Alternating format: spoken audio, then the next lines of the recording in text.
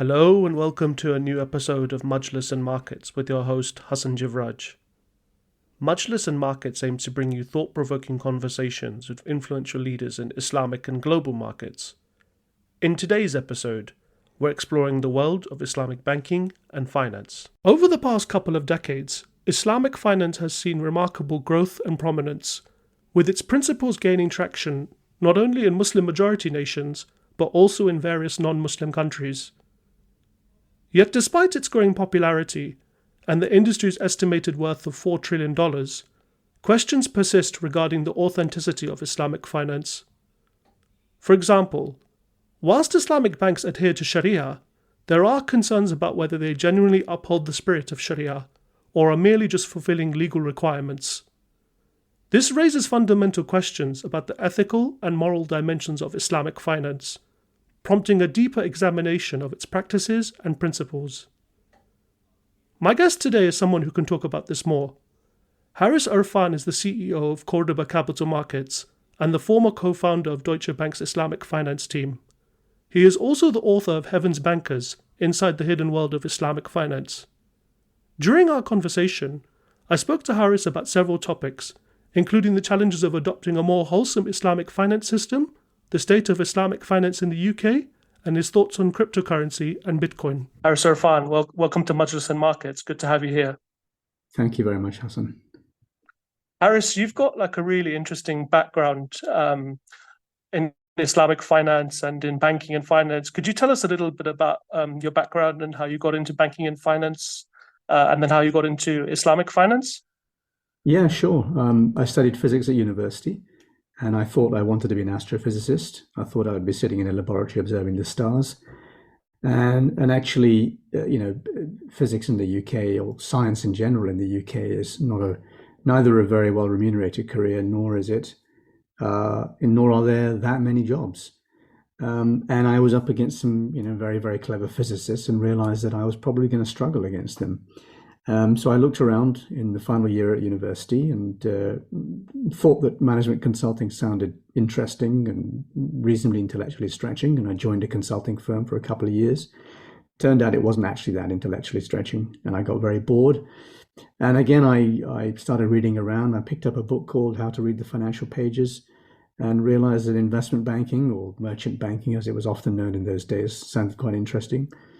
And I thought that out of all the various areas or specialisms within investment banking, the one that appealed to me most was project finance, because that was using finance for the good of the real economy. And although I always had some concern about the use of interest and riba in financial transactions, I thought that if there's an area of finance that is somehow more noble than the others, it's probably project finance, because you are financing infrastructure like roads, railways, schools, hospitals, and so on.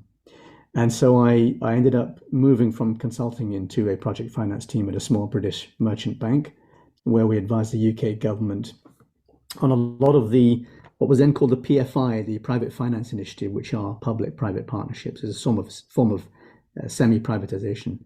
And that was my grounding in investment banking, and I moved to Deutsche Bank from there. And at Deutsche Bank, that's where I co-founded the Islamic finance team. So as I started as a project financier in the team in London, they moved me to Dubai to open, or at least to help them open a new office in Dubai. I was the first Deutsche banker on the ground. And when I arrived, the UAE government was considering, rather the Dubai government was considering establishing the free zone, the Dubai International Financial Center, DIFC. And they wanted to attract all the world's top investment banks, and we were pretty much the first on the ground. So it was quite a unique experience. I was a junior to middle ranking investment banker who suddenly was, in this far-flung corner of the world, reporting back to headquarters and, operating at a much more senior level than I would normally have operated had I stayed in London. And as it happened, a couple of days after I arrived, 9/11 happened, and Right. consequent rush of funds of capital back from the US and the UK and other developed markets back to the Middle East, because there was an additional scrutiny of all of these accounts by the large international investment banks. And obviously, the vast majority of these accounts were completely clean, but the additional scrutiny made it uncomfortable and challenging for a lot of the Gulf families who decided to repatriate their money, and as a result, local stock markets, local real estate markets really took off. So when I arrived in Dubai, it was just at the start of this process, and a lot of clients came to us and said, "Can you do these deals on a Sharia compliant basis?" And we said yes, and that's the basis of the book that I wrote, Heaven's Bankers. It essentially chronicles that period of history in the Islamic finance industry. And I think it was quite a revolutionary period in the industry. We ended up doing stuff at Deutsche that had never been done before. Benchmark size, sukuk issuances, lots of different structures. The first multi-asset class structured investment product platform, the first hedging platform. It was all very new stuff, and I think nobody really thought about it before. Nobody thought it could be possible before, but I think we made it happen. Yeah, and this was what in the I think you said it's like the early 2000s, so the early noughties, right? Like Correct, exactly. about 20 years ago. Yes. So at Deutsche Bank, so like as you think you said, right, you were one of the first institutions, or when Deutsche Bank was one of the first institutions to be based at the DIFC, which today obviously hosts like so many financial institutions, banks, asset managers, investment managers, and all different kinds of organizations. But I'm really keen to learn more about what you were doing at Deutsche Bank. You mentioned a little bit about some of the stuff you were doing. Could you like maybe walk us through some of the transactions? Maybe I don't know if you can talk about some of them, but Yeah, like of course. about Yeah, some I of them. mean, yeah, absolutely. I would say that the architect of the work that we did at Deutsche was a scholar called Sheikh Hussein Hamid Hassan.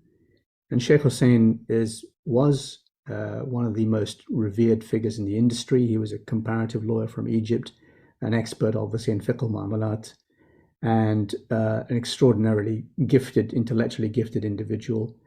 He was quite old by the time we'd started working with him, and by the time he passed away a few years ago, he was in his 80s. Essentially, I don't think it ever experienced investment bankers, let alone Western trained, Anglo-Saxon bankers, jousting with him, almost you could say. He was always used to a certain type of interaction with the people that he used to interact with, which were local bankers, local Sharia coordination departments, local lawyers. And it was a much more parochial space before Deutsche Bank came on the scene.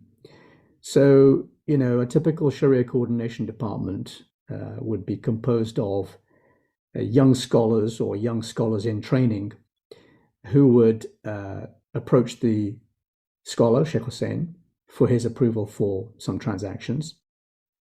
Right. And unfortunately, the interaction was very much, yes, sir, no, sir, 3 bags full, sir. And they're often their response to their bankers in their institution would be, doctor says no. And it was never, doctor says no, but here's a way that we worked out that we can get him to say yes, or work with him, and he'll be emotionally invested in this. And they never did that. So this was the first time I think he had interacted with young, highly trained individuals who were able to say, okay, Sheikh, so, you're saying that this is not possible because such and such fiqh issue. But what if we were to do it like this? And then, we go through some process or some structure. And between us, between the scholar and the bankers, we would work out something that he'd be comfortable with and we'd be comfortable with. And I don't think he'd ever had that interaction before. That was my subjective judgment of the process that we went through. I don't think he'd ever really had this sort of respectful but robust defense of a position from other people before. As I said, it was yes sir, no sir. And right. we weren't those sort of people. So, one of the first deals that came to us was, and it was the first time a Western investment bank had been invited into Mecca to finance one of the towers that was being built around the Kaaba. And I've spoken about this at length before, so I won't labor the point. But essentially, it was the first time a Western investment bank had been invited, and the first time that a capital markets issuance was being done. We were creating a sukuk to finance this tower. Mm. And, that again was something very, very unusual. In fact, I remember a particular meeting in which I and a colleague had turned up. We're wearing ihram. We've flown into Jeddah, traveled to Mecca. We've done our Umrah. And now we're meeting the Sheikh in a lobby of one of the hotels near the Kaaba, which was, about 3 o'clock in the morning. It's a very unusual sort of scenario. Yeah. And Not I your can't typical banking imagine. banking banking scenario. Yeah, I mean, I can't imagine.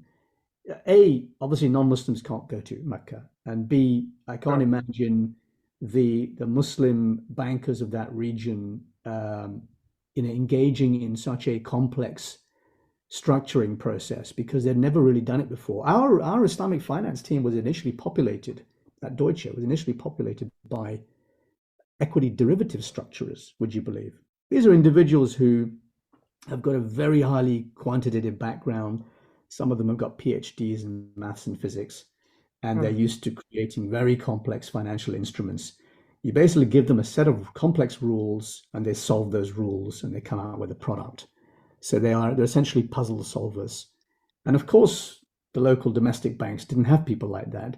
That's what the big investment banks had. And they were highly trained, in these doctorates in very mathematical subjects. So, this was a very, very new period, a kind of revolutionary period for Islamic finance. And the kind of products we put out there were so different to what had been done before. So that was one typical, transaction that we did.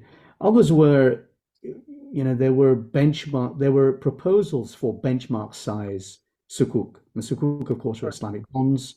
They're Yeah. meant to be asset backed as opposed to simple interest paying bonds. So, in theory, the assets that underpin this financial transaction, such as a property, are meant to generate an income for investors. In that case, it would be apparently rental income. Now, in reality, it doesn't work like that, but that's the theory. Yeah. So, we created these benchmark size uh, international sukuk issuances, just as if we were doing $1 billion bond issue. Same format, same process, same credit rating process.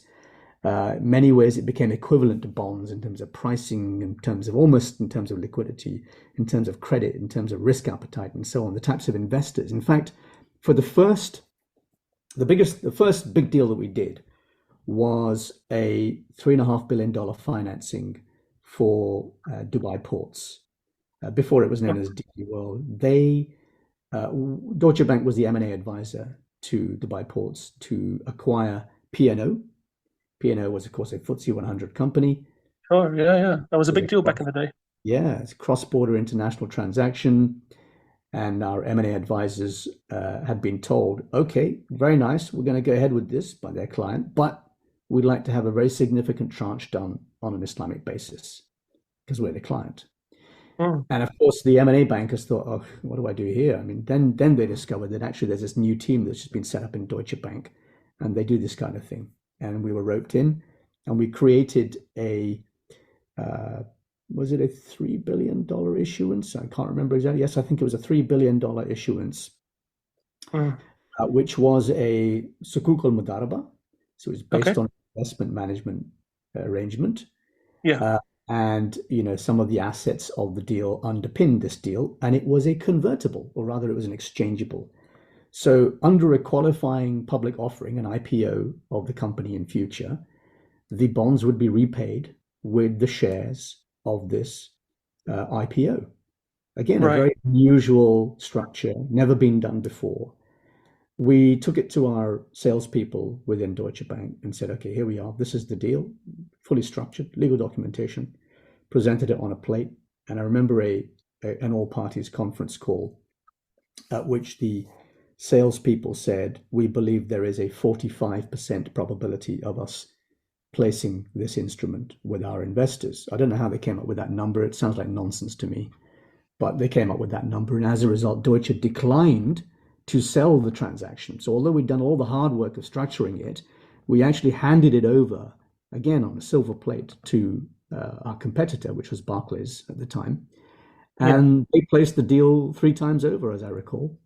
So they made a lot of money out of our work. And Mm. actually, it's probably the primary reason why I was later offered a job by Barclays, because they realized They You didn't have joined the people to competition, actually yeah. create this financial instrument, and they needed to take it from somewhere else. So that was Uh, one of the first big benchmark size sukuk deals, and a demonstration that sukuk could be used, or Islamic finance could be used, to finance the most complex cross-border M&A transactions and all sorts of other weird and wacky, commercial transactions. So, that was again a very new, very revolutionary use of Islamic finance, had never been done before, and mm. Deutsche Bank were, one of the were the first investment bank to deploy these techniques. Yeah, it sounds like from what you're saying, like if you think about it today, some of these deals are like sound like quite small and quite like normally done, but I guess in those times of when you were doing them, when you were first doing them, they were like seen as revolutionary and like quite landmark, and it seemed quite forward thinking. Yeah. Today obviously you've got to look at things in context and in perspective, but yeah, at that time I can imagine like you as Deutsche Bank, or when you were at the bank, you were like experimenting and trying different things and innovating different product, coming up with different like product innovation and things like that. We Um, were, we were. It was a very entrepreneurial time. I think since yeah, that's what I think, banking, entrepreneurial. Yeah. yeah, the banking environment since then has become a lot more well, driven by regulations. It seems to be a lot more burdened, and I think that it's much harder to have that sort of entrepreneur environment. We were encouraged to invent new things. In fact, Deutsche had an internal strategy of what they call positive friction. They almost always created two teams doing the same thing. Believe it or not, there was another team doing Islamic finance within Deutsche Bank at the time, and we competed against each other, and we won out. So we ended up becoming the team that absorbed the other. And we had the opportunity to experiment, and we had pushback even within the organization. So, for example, we set up the private equity fund. It was a $2 billion, the first $2 billion infrastructure private equity fund. It was for Abraj Capital, and Abraj, as you know, has come to The some. private equity. Yeah. Yeah, they obviously had a troubled. Their future was much troubled, but at the time they were considered, probably the leading newcomer in the space, and Mm. probably the Middle East's most important private equity firm. This is going back to sort of 2006. And we created a Sharia compliant $2 billion infrastructure fund for them. And we also executed the largest ever buyout for them. It was the purchase of Egyptian fertilizers company, which I think, if I recall, was a $1.9 billion deal.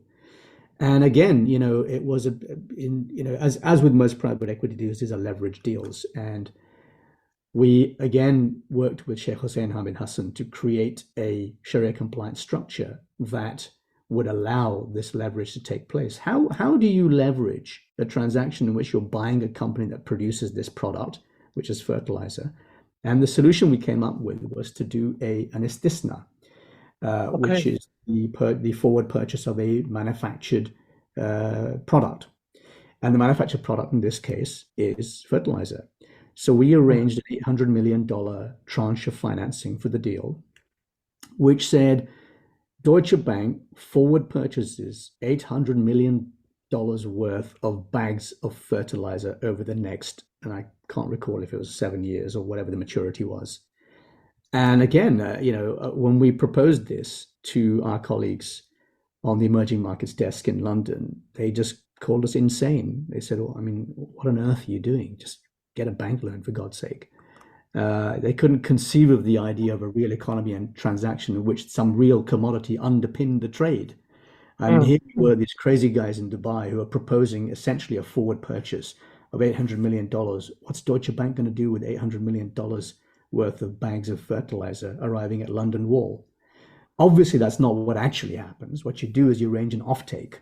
So you have an independent off-taker who buys the product, and you try and make sure that there as much reassurance is given to investors that the offtake will in fact be executed, and there won't be any default from the off-takers, et cetera, et cetera. And you end up with a transaction that, from a risk perspective, looks roughly equivalent to most leverage markets Mm. traders.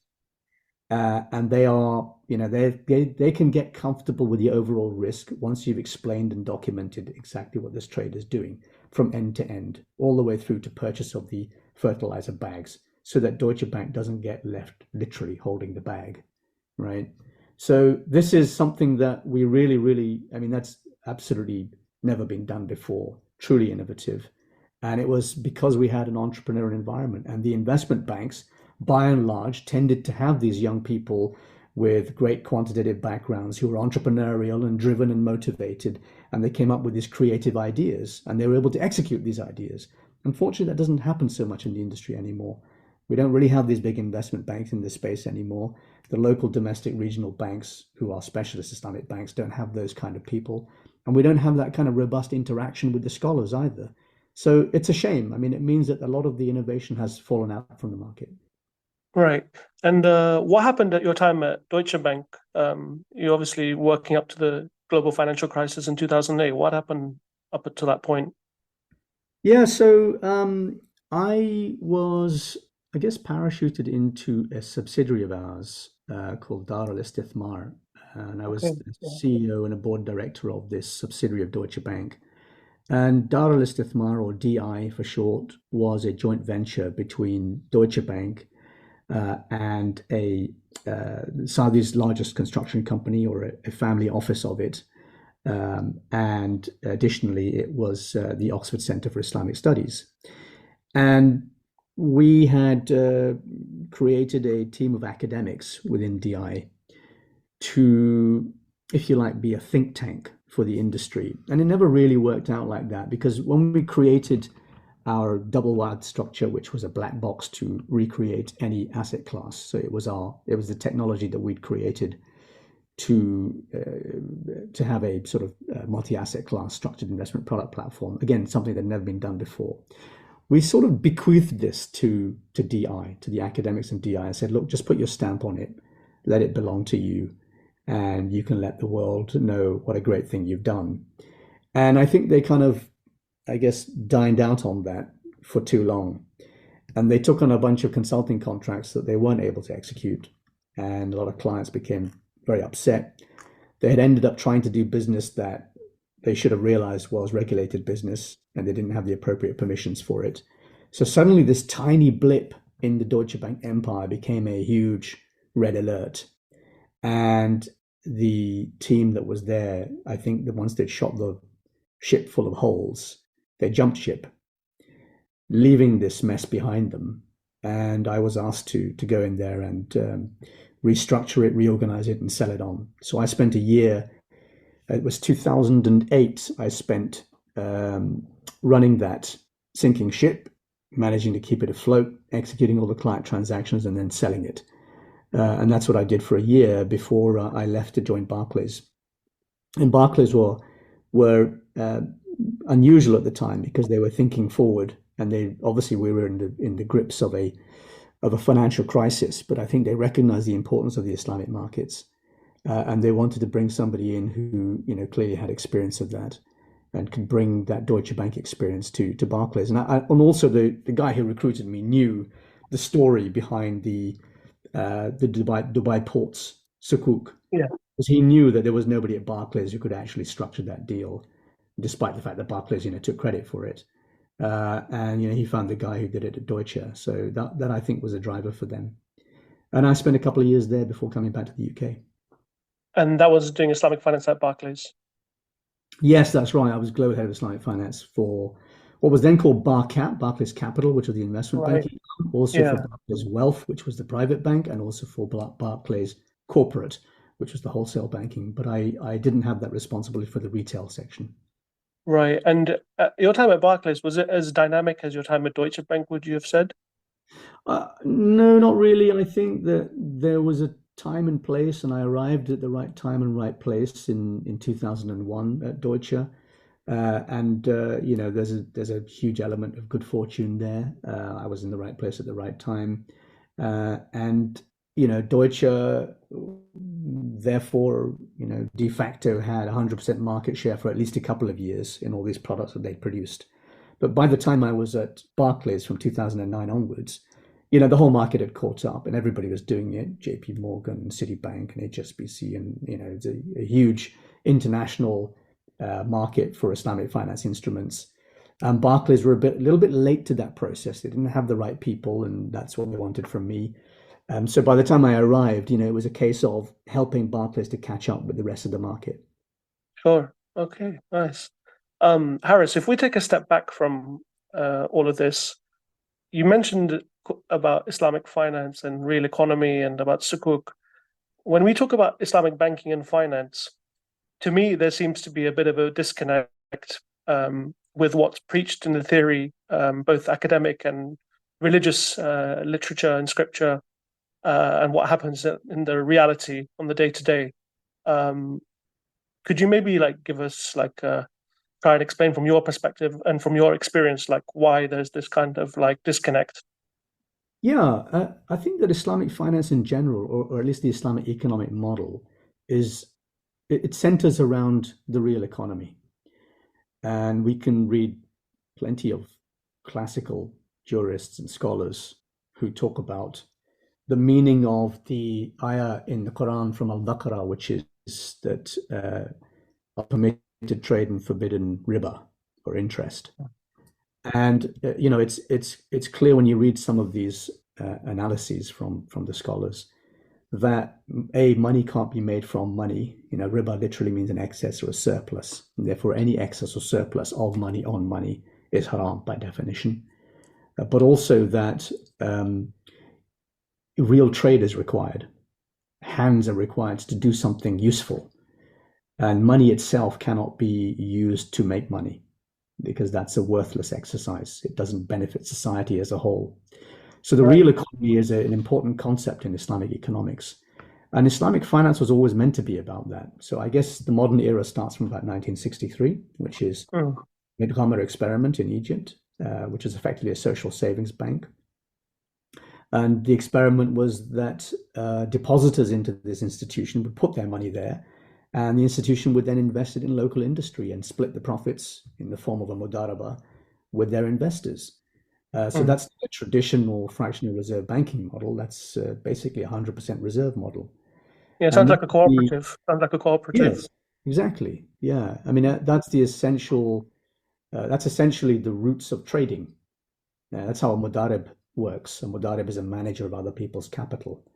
And the rabal mal, the owner or the lord of that capital, places their capital with the mudarib. And the arrangement is called a mudaraba or an investment management arrangement, whereby the manager of money manages it in some specified way in order to earn a profit and then split the profits in some predetermined way. So Right. that's really the basis of Islamic finance. And what we have is an industry that has prioritized banking as the standard bearer for Islamic finance. And banking, by definition, is, it clashes with the concept of Islamic economics because banking is fractional reserve banking. That means that for any money that is deposited with the institution has a right to lend more than is deposited. And that ratio between deposits and loans, that fractional reserve ratio, is the basis on which the banking industry runs. So it creates new money. It literally creates new money in Mm. the act of creating loans. So even if you are an Islamic bank, and therefore as a bank you're regulated by a central bank or an authority who is there to grant you permission to perform fractional reserve banking, even if you're an Islamic bank, you may use Sharia compliant contracts, such as Mudaraba, in order to create financial transactions with your counterparties. But the reality is, even those contracts, even if they're certified as halal, the basis on which your organization exists is the creation of money from money. So, when I say, well, that's riba to me, people say, oh, well, that's not the technical definition of riba. Riba is actually, and then they'll go through a technical definition according to what the classical jurists have said. Yeah. But very simple. Riba means excess or surplus. If you are creating money out of money, that's riba. So that's why Yeah. I say fractional reserve banking, the foundation itself is rotten. It cannot be compatible with Islamic finance. So the word Islamic bank is an oxymoron, therefore. And that's why I think that this focus on Islamic banks as the the sort of standard bearer of the Islamic finance industry is essentially wrong. And we have to flip that. We have to find another way of advancing the cause of Islamic economics or the Islamic economic model. It's not through banking. It must be through some other means. It seems like it's a contradiction to the Western or the more modern form of banking where everything's about making money on money. So, for example, if you put like £100 in the bank, that's a liability on the bank's balance sheet, and they need to lend that money and make interest or lend that money at interest in order to make a profit. Whereas the Islamic model is a lot more, like as you said, it's more kind of like cooperative profit and loss sharing. Correct. Uh, Exactly. Yeah. I think so cooperative is a good word. I mean, that describes that everybody is a stakeholder.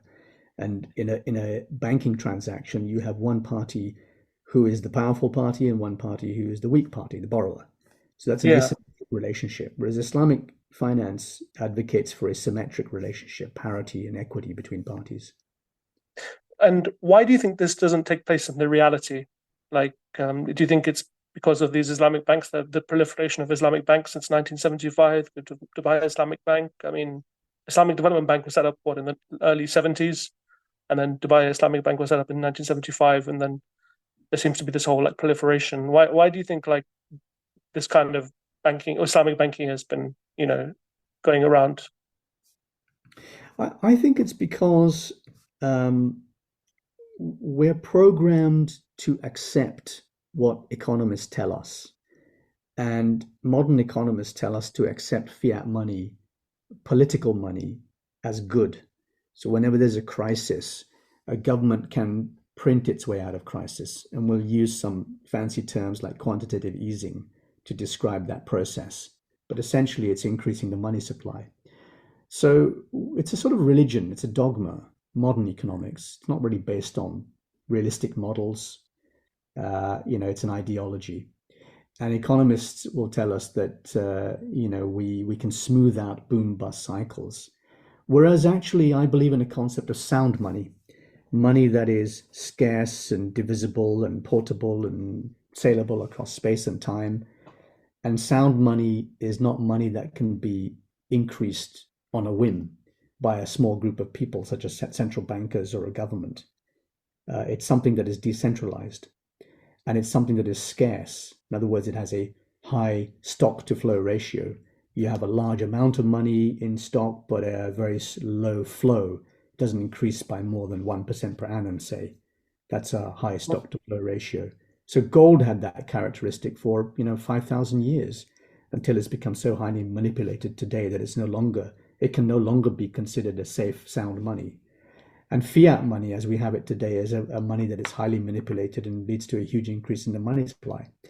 And the existence of private banks and central banks bolsters the need for fiat money.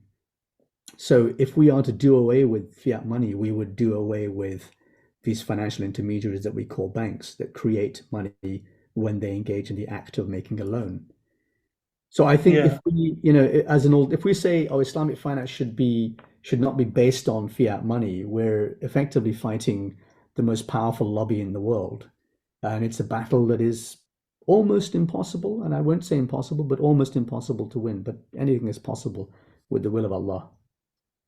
Yeah, like when you talk to some of the pioneers of the modern Islamic banking system, when I remember speaking to one of them, and he basically said to me, "Look, we have a different economic model, but we're trying to fit in within the current system as a temporary means, and then once we've like found our footing, then we'll go more towards like the more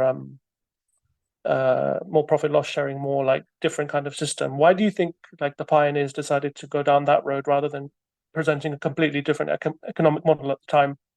Well, I think to some degree, the economist who started the Mint experiment did start with this revolutionary idea, which is, a 100% reserve social savings institution. So in a sense, he was trying to reflect the purer form of the Islamic economic model. But I think over time, pragmatically, individuals have thought and governments have thought, well, we need to work with what we have right now. We can't fight the powers that be. If we were to propose an entirely alternative economic system, then we basically got to turn our backs on important organizations like the IMF and the World Bank and the US government, right? And we can't afford to be their enemy, so we better fall into line. And I think that's the reason why the Islamic finance industry became the Islamic banking industry, rather than setting out on their own path and saying, well, Ghamar was a kind of a modest success. Why don't we try and build on that? And I think that's true for individuals as well. So, I entered the industry as a conventional investment banker. I was very lucky to have got my break into Islamic finance and learned those skills as well. And now that I'm, much further down, probably closer to the end of my career, I'm in a position where I can say, right, I'm not going to touch what these banking institutions do. I'm not going to try and replicate what they do. I'm disillusioned and I'm bored and I'm no longer a champion of the Islamic finance industry, or rather the Islamic banking industry, but I believe in the model. So I'm going to create something, a product that accords with the ayah number 275 in Surah Al-Baqarah that says Allah has permitted trading and forbidden interest. That's True. what I'm going to do. And I'm in the lucky, fortunate position that I can do that because of my experience and background.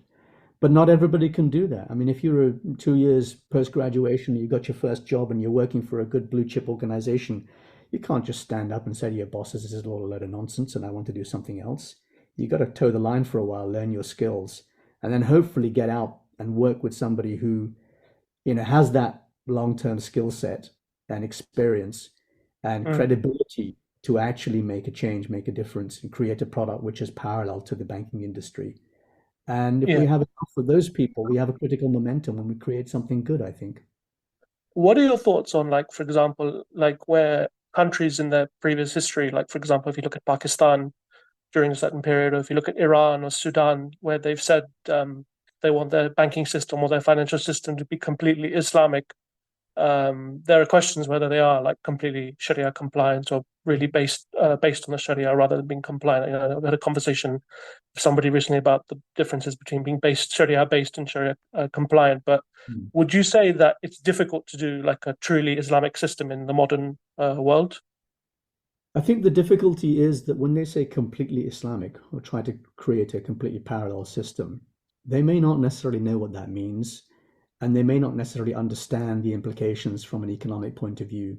So, if you're in Pakistan, for example, a state in severe economic turmoil at the moment, and severe political turmoil, in some senses, it's not realistic to say we're going to move our entire banking industry to Islamic, because then you would never interact with any external financial organization, whether that's private sector banks in the US, whether that's the IMF, you would, or simply just the payment rails in the banking rail, the payment system.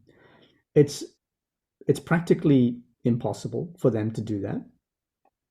On the other hand, I find it disappointing that they're not thinking outside the box. Let me give you an example of that. When the Taliban came back to power in Afghanistan just a few years ago, I wrote to one of the leading scholars and I said, this is an excellent opportunity to convince individuals within Afghanistan that if they want to enjoy some kind of economic success in a state that has been battered by conflict over the last many decades, then one needs to think beyond simply bolstering their existing financial institutions and potentially becoming another slave of the IMF. And Mm. I actually suggested that a reserve currency move towards Bitcoin would be beneficial for Afghanistan. And by the way, this was around the time that the Bitcoin was valued at, I'm going to take a guess now, this would have been somewhere between $10,000 and $20,000. Right. Today it's $52,000. And the response I got was, well, brother, and obviously this scholar didn't really believe in Bitcoin, didn't really understand it, assumed it was some kind of money laundering scam, crypto, they didn't, the usual FUD, fear, uncertainty, and doubt.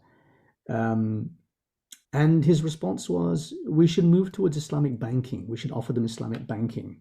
We have these institutions in Pakistan. We've made them successful. We can repeat that process in Afghanistan. And let's do that first, and then we can talk about these crazy ideas you have later. And I thought that was a shame because what I was proposing was, in my view, not a crazy idea. My proposal was, let's try and get people to understand that the reason why they are economic slaves and they're dependent on other people is because their currency is not controlled by them. It's controlled by somebody else. And in fact, no clearer demonstration of that is the fact that $7 billion of Afghani reserves sitting in the US were frozen by the US administration.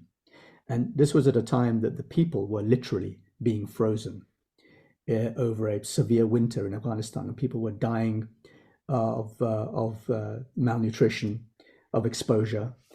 The US government had effectively murdered people in Afghanistan by withholding $7 billion of their own money. This was not the US's money. This was money held in the US for, they were Afghani reserves. So, non-decentralized money, money that is centralized, money that is controlled by one or a few governments or a few people, is money that is subject to sanctions. If someone doesn't like your politics and they have control of the money, they can stop you from accessing your own money. If you were to have a builder in your house and you need to pay him 10 grand and he says, yeah, I prefer cash. I mean, who am I to argue if he wants cash? I'll give him cash. Cash is legal.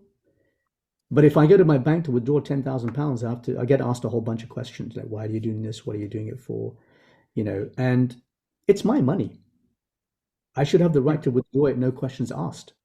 But actually, once I give it to a bank, it's no longer my money at all. It's their money. They can do whatever they like with it. And if they decide one day I'm not a good citizen, or the government tells them that my social credit score is not high enough, then they can withhold it.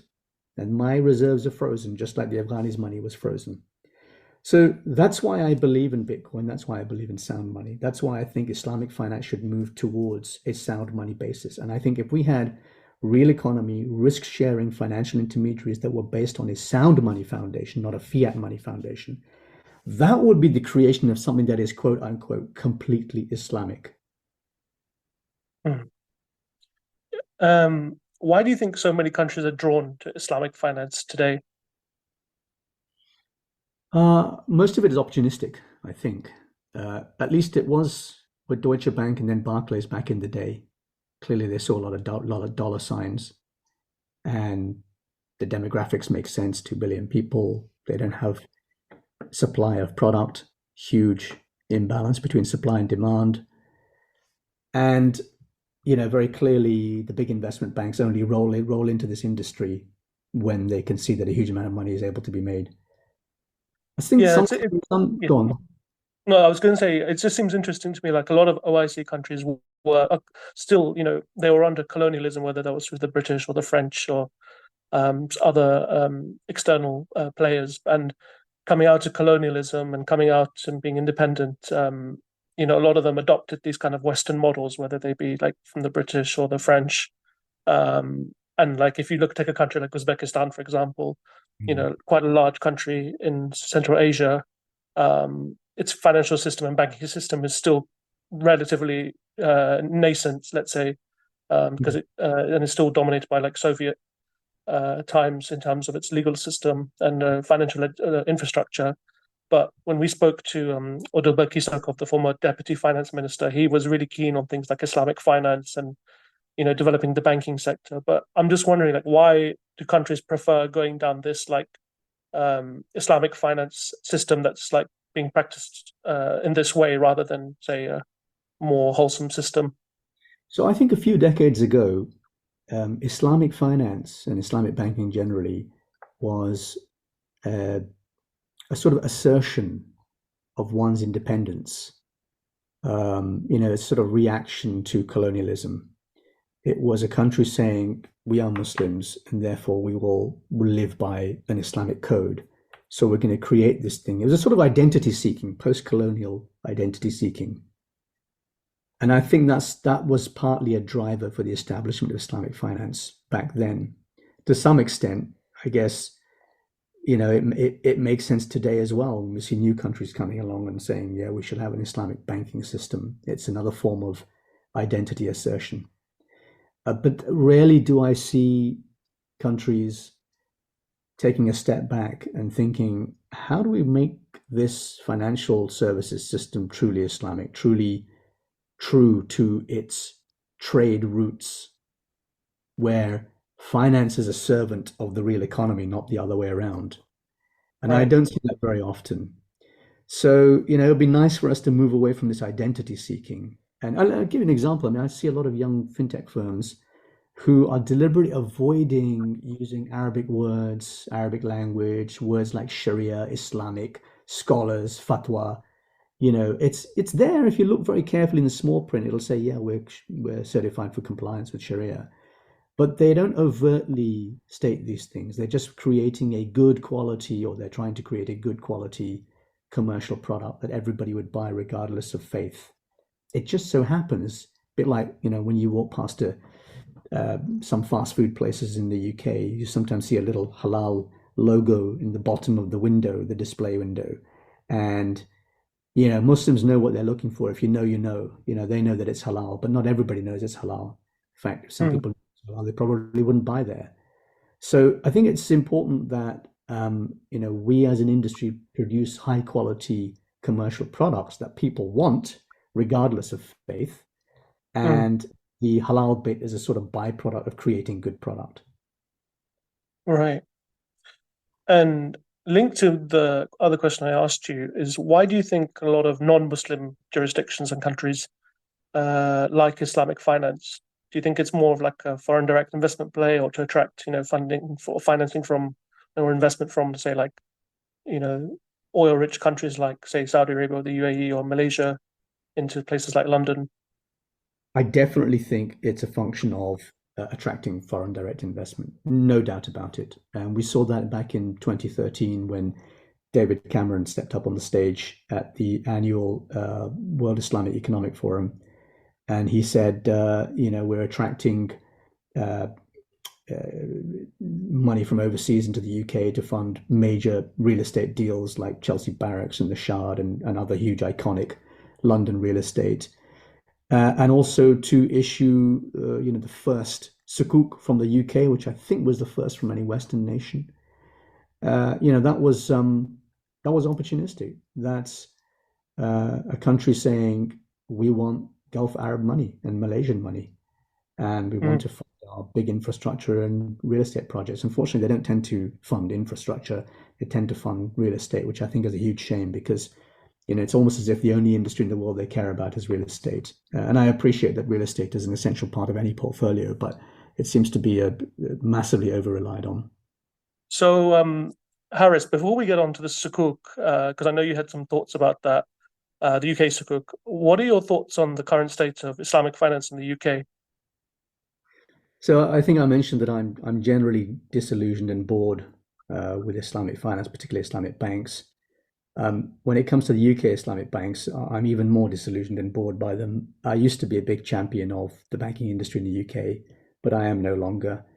I had a current account with the biggest retail bank, and I closed that. Each member of my family has gradually closed down their accounts with that same bank and gone to conventional banks instead. So I can certainly say that from my perspective, it's been a huge failure. I think when you look at the numbers, if you look from 2005, which is the establishment of the first bank, through to about 2020, there were cumulatively £200 million of losses over that 15-year period. Now, that's at a time when not only did they have a monopoly position in that market, but also, this was a time that banks were making money. So there is a reason for that. I believe the reason is because management of these institutions is drawn from a pool of a particular type of person. Anyone who is ideologically attached to the concept of the Islamic economic model has left that industry and has left those banks. They do not have people, at least at senior levels, who can make a difference, who actually believe in the industry that they are representing. I remember a few years back, the then new CEO of the FCA was at a common select committee regarding his appointment, and he promised to ensure that the financial services industry was representative of the people that they served. I can tell you that is absolutely not the case for the UK Islamic banks. If you look at profile of their CEOs and their senior management teams, they are they don't look like you and me, that's for sure. Mm. And anybody who actually has any technical ability in this subject, I don't see them. I just can't see where those technically qualified people are. I see a lot of conventionally trained bankers. I don't see people who have got an affinity with the people that they serve culturally or otherwise. I've seen evidence of outright Islamophobia at one of those institutions. And, the whole thing is just a massive failure. And yet, every year at conferences, they'll pat each other on the back and say what a fantastic job they are doing and how they've grown X market share and Y increase in funds under management and Z some other nonsense metric. It doesn't make any sense to me because I know that I've left these institutions, my family's left these institutions. Family and friends who are practicing Muslims don't bank with these institutions. So just don't pretend to me that you're some kind of success. And I think leaving aside the fact that the concept of an Islamic bank is problematic for a lot of Muslims, they struggle to understand why that could be a, a viable alternative for them. But leaving that aside, let's assume that they can get comfortable with the idea that there is a Sharia vetting or compliance process, and they can get comfortable with the halalness of it all. The service that they're being offered, they don't like it. Every now and then one of them will jump on some bandwagon related to digital finance and say, we've got a new digital bank, whoopee, and actually it's available to their high net worth Gulf customers and not to general retail customers. Once upon a time, the Islamic banking industry in this country was supposed to serve disenfranchised communities like Somalis in Birmingham, Pakistanis in Bradford, Bangladeshis in East London. And that's not the case anymore. So, in my opinion, a massive failure to win hearts and minds. And that is why they have failed. And I think it's a huge shame. I wish I could support them. As I said, I used to be a big champion, but in good conscience, I can't do that anymore. And instead, we're seeing the development of small alternative Islamic fintech companies to plug that gap. Yeah, it seems to me since 2014, the industry seemed to have struggled a lot. And um, notwithstanding, there's been like a lot of political turmoil in the UK, obviously with Brexit in 2016 and the successive governments that we've had, and not to mention the pandemic and then the high inflation and recessionary environment that we're in at the moment. I think the UK entered a recession yesterday, if I'm not mistaken, Mm. officially, according to some media. But with the Islamic banks, Harris, do you think part of the problem here is just that it's just too expensive doing Islamic finance in the UK from a retail perspective? Because I've heard you mention before that the cost of funding for Islamic banks is higher than say their conventional counterparts. So they have to pass they have to pass this on to the customers. So, for example, a mortgage from or mortgage-like product for some of these Islamic banks is slightly higher than say like your high street bank. Would you say that's a fair characterization? It is fair to say that the cost of funding is higher because these are smaller institutions and their internal costs are higher as a result. They're generally deemed to be more risky counterparties in the interbank market. However, actually, their mortgage costs are not a lot higher. I think there's an issue with quality. I think there's an issue with um, credit acceptance. So if you wanted to get a mortgage with one of the institutions, the criteria are going to be a little bit tougher than if you get a mortgage with a typical high street bank. And that's a function of the inherent internal risks of that and risk appetite of that institution. And I can't blame them for that. What I can feel a little bit unhappy about is the fact that they had an opportunity and a captive market, and they could have capitalized on that opportunity and that captive market by simply offering better product and having better people running those institutions and having individuals who had some creativity and technical knowledge and ideas and diversity of opinion, and they never had that. There was a brief moment with the big retail bank when they had a team, a senior management team, who were themselves practicing Muslims and bought their own product and had the needs of the community at heart. So, for example, they were active in initiatives like lobbying the UK government on the student Sharia compliant loan finance initiative. The institutions don't do that anymore because they don't care, because that's not their community. They come from a different community. They're not representative of the people that they serve, as the FCA once promised us would be the case. So actually, I think it's not necessarily that they're more expensive. Yeah, it's slightly more expensive to have a mortgage. But by the way, that also on the flip side, that means that when you deposit your money in a term savings deposit with one of these institutions, you should be getting a little bit more than high street banks as well. I think the reason is it's not cost, it's of quality. It's of the breadth of product doesn't exist. I mean, I don't see them lobbying for halal pensions, for example. That's happening through independent industry forums where we sit together in a room and say, how do we make this happen? The bankers are not making that happen, Islamic banks. There's no investment products, there's no funds being offered to me, there's no the range of Islamic finance products and services is not available from these institutions. And they'll usually find Yeah, some excuse like, oh, we don't have the bandwidth or the resources or the funding or whatever. Look, where there's a will, there's a way. You can make it happen if you want to. You just don't want to. yeah. It just seems to me also that these Islamic banks, and there seems to be fewer and fewer Islamic banks now, or fully fledged Islamic banks in the UK. Like at one time there was like five or six, but now, at last count, I think there's only four or five. But what's interesting is that a lot of these shareholders of these Islamic financial institutions are of Gulf countries. Um, And I'm just wondering, like, do you think they see this more as like a vanity project, or is it more like, oh, look at me, I've got an Islamic bank in the UK, rather than actually serving the communities of Muslims that need financial products? I've tried to work out what these guys are thinking or why they do what they do, and I'm really struggling.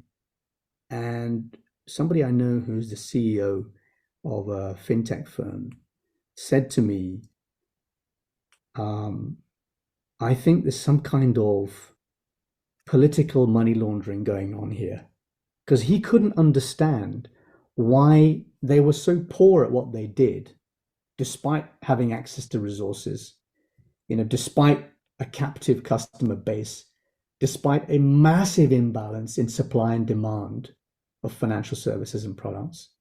And despite all of these positive factors, they were still unable to make good money and win the hearts and minds of their target demographic. And he figured this was some type of political money laundering. For whatever reason, these Gulf shareholders are saying, get me a bank in London. Here's 100 million quid. Buy it, run it. I don't really care if it makes money or loses money. I just need to have it. Something else has happened. He said something else is happening behind the scenes. Now, look, this is not my words. I've got no evidence for this. But if you look at the facts on the surface, it would not be an unreasonable conclusion to reach. Mm. Yeah. Would you also say that part of the issue here is that within the communities of Muslims in the UK, there are like I've read articles which basically say there are three different kinds of Muslim communities. You have the older generation, which kind of are more old school and they don't really trust Islamic finance. You have the ones in the middle who are like millennials and who are working and now starting to accumulate wealth, and they're interested in Islamic finance, but they'll still stick to the conventional or stick with what they know. And then you have the younger Gen Z kind who are more like savvy and more, social media savvy when it comes to things like finance. Do you think like, and also adding to that, like there's only, according to the last census, I think there's only about 3 or 4 million Muslims in this country. Do you think like a lot of these Islamic banks and financial institutions will look at that and say, well, the market opportunity is not that significant. Why should we be investing more in terms of products and headcount? Yeah, I think that when Islamic banks say the market opportunity is not significant, I genuinely think they don't understand the customer base. They simply cannot have cultural affinity with them because if you spend any time in the Muslim community, this is one of the biggest topics of conversation. And the vast majority of people that I know bemoan the lack of access to halal savings, halal pensions, halal mortgages, halal investment products, halal everything financial service related. The vast majority. Now, these people are not sitting in those circles. They don't go to mosques. They don't have 99% of their family and friends from that community. They don't know what's being said at dinner parties. How would they know? They're not part of that community. So I think when they say, oh, the demand is not there, this is just based on ignorance. And out of all three of those generations that you mentioned, the older generation who don't trust Islamic finance, the millennials, and then the Gen Z who are more social media savvy, all three of them have enormous financial services requirements. The ones who seem to be picking up on this are Gen Z right now. There's a lot of stuff going around on Instagram and TikTok, which I find a little bit troubling because although I'm happy that they are alive to this need and that they want to do something about it, I'm a little bit worried about the execution of that because, well, first of all, a lot of the people who are presenting these, TikTok and Instagram channels offering advice and presenting their opinion, they are not industry insiders or ex-insiders, and they don't have any special expertise in the subject. That's the first thing. And the other thing is that the people who are watching, a lot of the Gen Z generation, they don't have the patience and the reading skills to educate themselves directly from actual experts. And I was reading an article in one of the online publications, I think it was slate.com, where a college professor in the US was bemoaning the literacy crisis in universities. And he's saying that, about 10 years into his college teaching career, students have stopped being able to read effectively. Now, look, every generation of teachers and parents will say the same thing, which is, oh yeah, younger generation, they're getting worse, aren't they? Once you get to the older generation, you start bemoaning the younger generation. And so to a degree, you can sort of, there's a sort of control experiment to be done here. You can blank out some of the noise that accompanies every new generation moaning about to the younger generation. But he says actually something really has changed this time. And now students are intimidated by anything over 10 pages. And reading 20 pages is considered to be a massive achievement. So this is a real problem. If even the very best, highly motivated, honest students are struggling to grasp the basic argument of a 20-page article, then we've got a major generational problem on our hands. And I'm actually quite troubled that we're taking financial advice from TikTokers who don't have any actual expertise in the subject. And people like me who prefer long form, I mean, I read stuff. I don't watch videos, and I listen to your podcast, but I don't listen to many podcasts. For people like me who look for high density information in the written word, that's the way in which I digest information. That's disappearing. It's not necessarily Gen Z's fault, by the way. I mean, there's many factors here. There are factors related to school closures and disruption during COVID-19. There's factors related to social media, which gives them a dopamine hit for 15-second video on TikTok or whatever it is. These are things that we have caused ourselves. It's not their fault. It's my generation that's at fault for creating the tech behind these things for a start. So I don't know what the solution is. I don't have a solution, but I am concerned that we're losing the ability to think critically and analyze a lot of information in a short space of time. But I do believe that all three of the generations that you mentioned are extremely hungry for financial services and products that are halal and don't have access to it. And I think if we gave them the product, they would buy it. I mean, you look at the iPhone, right? Nobody knew that they wanted an iPhone, but Steve Jobs came up with it. Nobody other his team did. Until we'd seen it, we didn't know that we wanted it. And I think we achieved that with Deutsche Bank as well. Until people had seen benchmark size sukuk issuances, convertibles, exchangeables, multi-asset structured investment products, leverage finance, buyouts, private equity funds, all of these done on a Sharia compliant basis. Until they'd seen it, they didn't even know that they wanted it. And all of a sudden they wanted it. And it was a massive money maker for Deutsche Bank and others. So I think that's where we're at again. We've reached that stage of stagnation in the industry. And I think that if we produce the right kind of products, if you build it, they will come. Yeah, no, very true. Harris, talking about Sukuk, what were your thoughts on the UK sovereign Sukuk in 2014? It was met with much fanfare. It was a modest deal done at £200 million. I think it was pari passu when compared to the government's other bond issuances. Very well oversubscribed and well liked in the financial media. The government obviously followed up, I think in 2021 or 2022 with a £500 million issuance. But since 2014, we haven't really seen, there was a lot of promise by David Cameron and people in the industry that there were going to be a flurry of Sukuk issuances. What were your thoughts on what happened? At the time, I was working for European Islamic Investment Bank. So I was the head of investment banking for EIIB, and we were invited to pitch for the lead arranger role or the co-lead arranger role.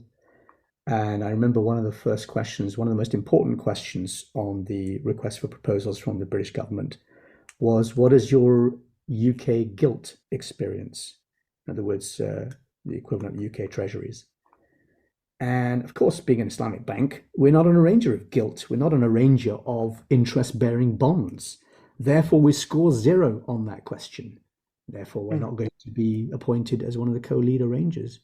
So not one of the 5 or 6 British Islamic banks was appointed as a co-lead arranger on that deal, which would have been extremely important for the development of the domestic industry. Instead, the deal was given to the big international banks and a couple of foreign Islamic banks, which of course is fine. You want to get the deal away, but it would have taken me one phone call, pick up the phone, maybe a couple of phone calls, a couple of treasury departments, and I could have sold all 200 million pounds of those bonds without any problem. mm, So that was a major failing of the UK Sukuk process. The fact that they had, although ostensibly run a transparent tender process for arranger banks, in mm, reality, they had to exclude their own homegrown Islamic banks because they had no UK gilt experience. mm, I'd say um, that was a big mistake in my opinion, because straight after that UK sovereign sukuk, we at EIIB tried to do a corporate sukuk that really struggled mm, because people couldn't buy into the idea of an Islamic bank that had not been involved in the most well publicized UK sukuk, the only mm. one. Uh, and and yet here they were pitching corporate sukuk. So why would we use you? So that effectively killed our business. And it was inevitable that we would slowly decline on that side of the business. We didn't do any international capital business. We moved to the private markets instead. And when you move to the private markets, you are no longer as visible in the space.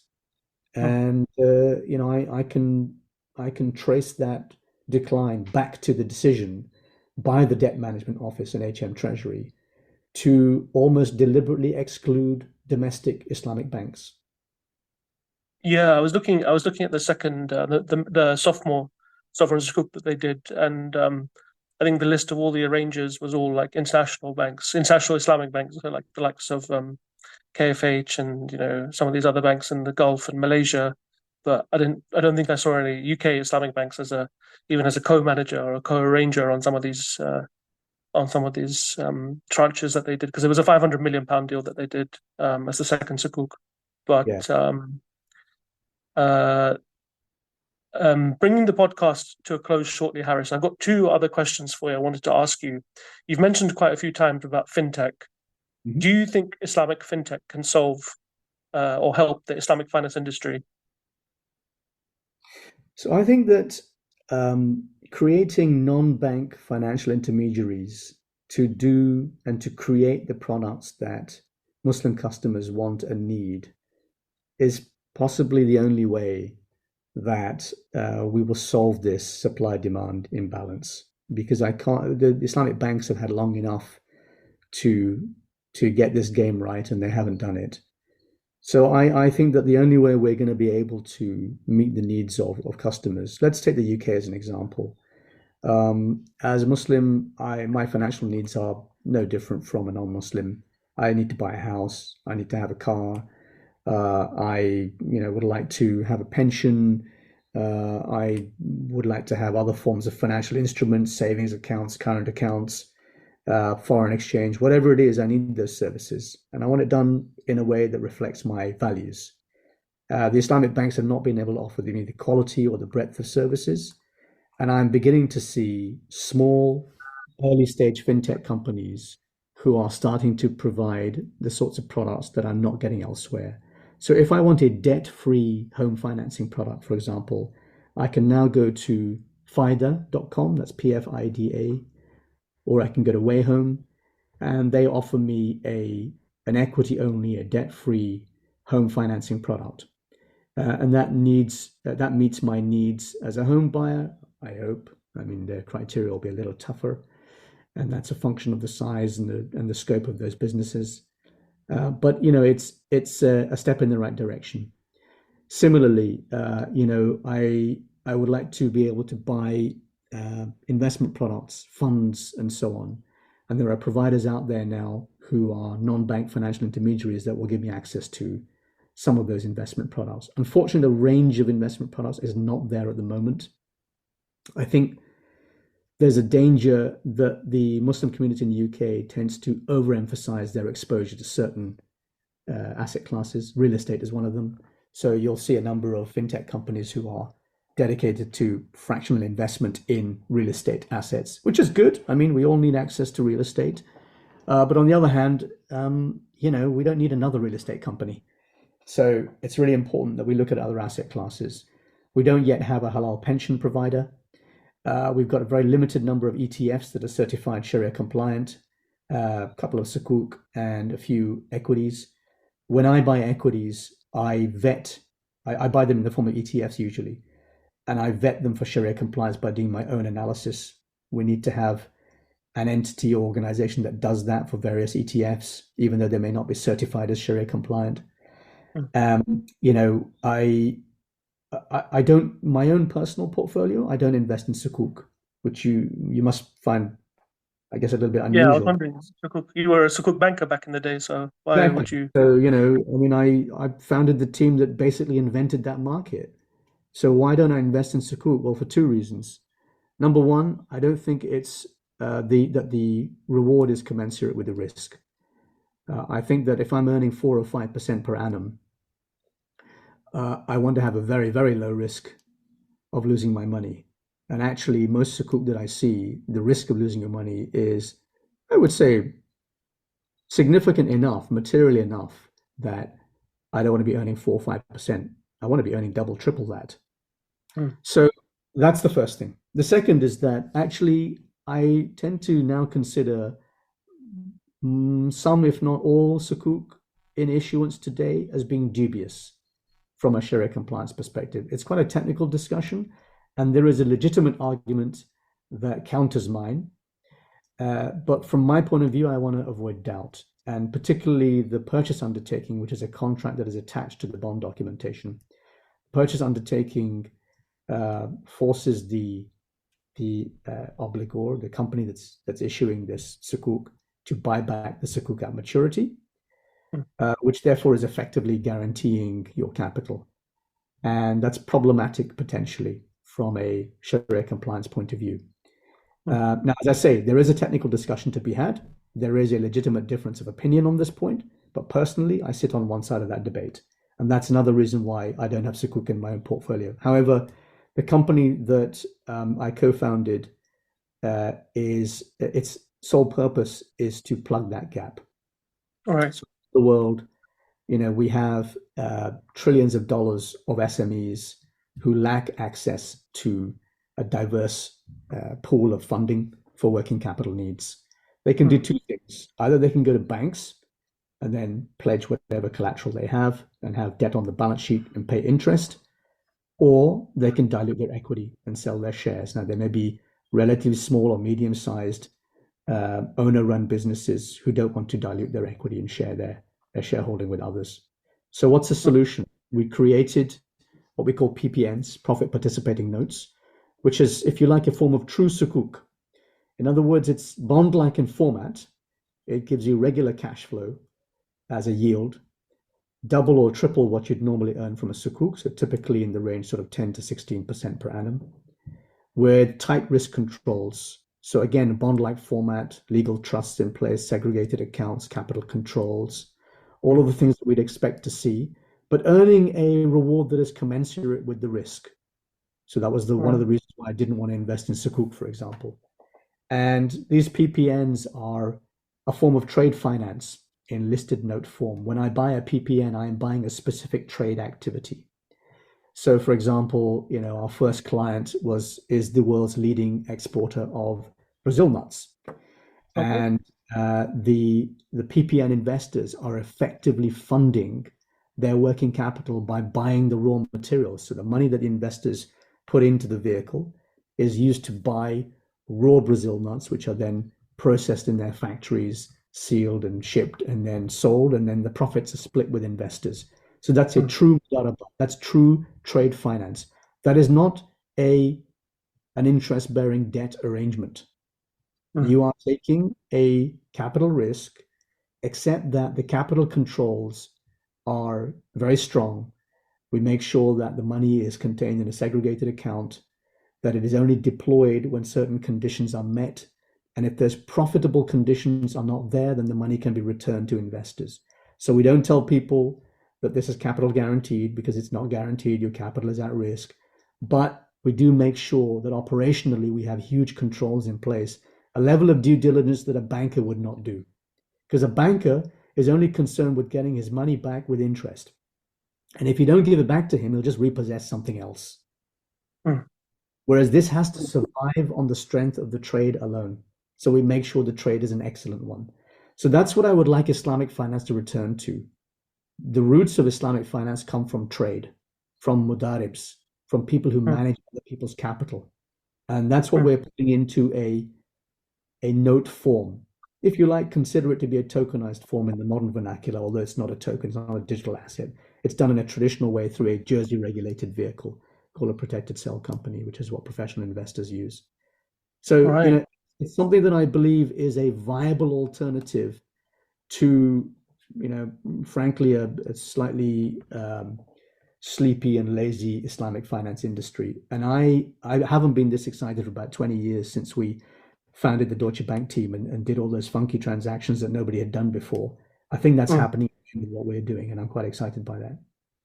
What would you say some of the challenges are for some of you've mentioned about some of these fintech firms and solutions? What would you say some of the challenges are that they're facing? Is it funding? Is it scalability? Would you say I would say the marketing? funding is one aspect of that. The other is there's a danger of lack of expertise. So I mentioned earlier about the TikTokers and the influencers who are, talking about you should invest in this and you should invest in that. To a degree, I'm slightly concerned that we've got a slew of, young fintech entrepreneurs who are, holding themselves out as managers of your money. And I'm just a little bit concerned. I personally don't invest in VC, right? Unless I am the venture capitalist, unless I personally am putting my money in as an angel investor. I'm not uh, delegating that responsibility to a third party to invest on my behalf because I consider venture capital to be very risky. And I want the people who are investing my money on my behalf to be extraordinarily experienced in that field. And that's why I'm a little bit concerned with the current state of the Islamic fintech industry, because not only is there a lack of expertise, multi-decade expertise in different areas of financial services, and they often hold themselves out as experts in those areas, but also there's a danger of repeating the bank's mistakes, the loss of values, personal values. Once upon a time, the big banks like Deutsche Bank hired ideologically driven Muslims with technical credibility who were very good at their jobs, and they wanted to do the right thing, and they wanted to reflect the Islamic economic model in the work that they did and the products they put out there. And that was a good time for the industry. But when those people left, the values became diluted. And now what you see is an Islamic banking industry that doesn't reflect the people that it serves. And I don't want that to happen to the young Islamic fintech industry. And I fear that that might be the case once a business goes from entrepreneur founder led to professional CEO led, you start to lose those values. And that's the point at which you'll start to see this creeping normalization of riba within those so-called Mm. Islamic fintechs. Yeah. Yeah, it seems to me that a couple of years ago, the Islamic fintech industry to have so many players coming on the scene, these neo banks or digital challenger banks, and today there just seems to be like doesn't seem to be that many, and like the offerings, don't seem to have like really met up with the mandates that they originally had. And like you said, I think like obviously the global downturn in VC deal making is also playing a role in that. Harris, I have one more question for you. You mentioned quite a few times about crypto and Bitcoin. Do you think that Bitcoin will play a role in the Islamic finance industry, and do you think it will save the Islamic finance industry? I hope it will, but I fear it won't. I fear what will happen is that the Islamic finance industry will catch up with Bitcoin when it's too late and it's already too expensive for them. So they'll get around to it, like this conversation that I had with the scholars regarding Afghanistan. They'll get around to it when they realize that if they listened to my advice 5 years ago, they'd be rich people by now. So I think what will happen with the Islamic finance industry is that a very small minority of people will recognize that having a sound money base for a real economy risk sharing financial intermediary makes for an excellent society and an excellent industry. But the majority will not come to that conclusion. That's what I fear. And therefore, the industry will come to incorporating Bitcoin as a global reserve currency, as a medium of exchange at at a late stage, by which time the big conventional institutions may already have taken it on as a legitimate asset class, which is happening now already with the launch of new ETFs, for example. But I don't see the Islamic world clamoring for this, and therefore I feel that it will be left behind. Yeah, it seems to me also that some, like for example, in the UAE, for example, they're doing central bank digital currencies, which seem, I know you've got your views on that, but it seems like governments are favoring this kind of thing because they recognize the technology, but they don't want it to be decentralized or in the hands of the people. Exactly. And they certainly recognize the technology, and there's some interesting initiatives taking place in places like Dubai. But a lot of these initiatives are centered around CBDCs. And as you know, my views on that, I fear that that's just a form of ultra surveillance. And that is not the point of sound money. Yeah, no, very true. Harris, you've mentioned about your company. What else? What other projects are you doing, and what are your future projects? So my hands are absolutely full. I have no bandwidth anymore to look at anything else. I'm fully focused on launching this investment platform through Cordoba Capital Markets, and PPNs are my life now. So unfortunately, I am not looking at any more current or future projects, and I'm throwing everything at this, and inshallah, I hope it's successful. Inshallah. And Harris, how can people get hold of you? Are you active on social media or can people contact So you? I'm on Twitter. That's probably the easiest place to find me. I do use LinkedIn, but unfortunately, I have several hundred unanswered requests, which is why I've created an FAQs on LinkedIn. There's an article on there which is under my handle, and it's essentially it answers all the questions I get asked. If people reach out to me and try and connect on LinkedIn, I don't respond unless they've been very specific with the question they're asking me, because otherwise I just wouldn't have enough hours in the day. Sure. Those are probably the two areas that you can reach me. Great. Harris Irfan, it's been a pleasure. Thanks for coming on. Thank you very much for having me, Hassan.